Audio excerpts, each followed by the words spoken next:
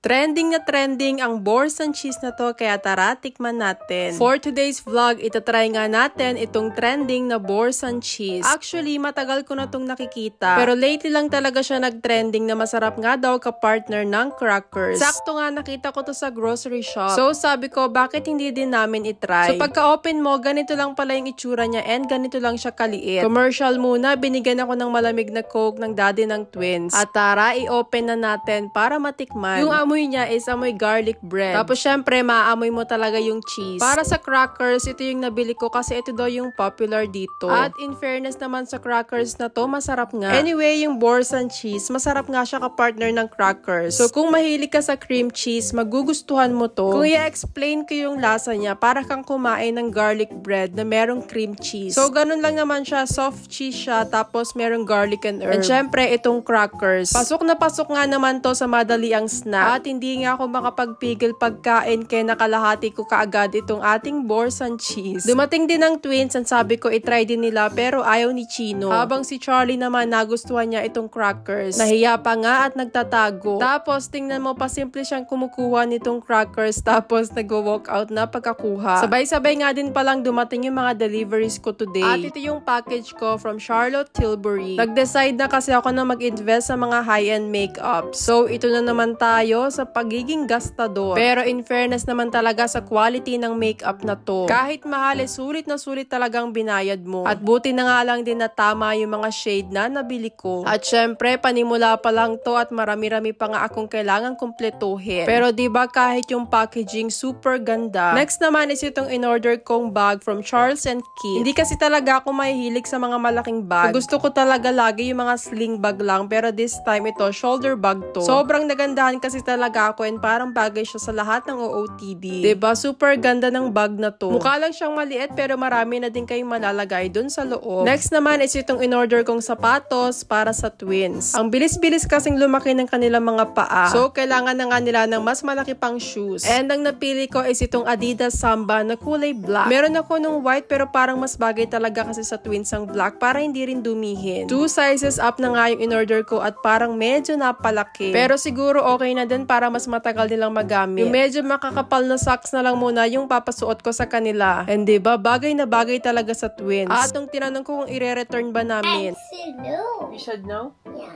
Okay.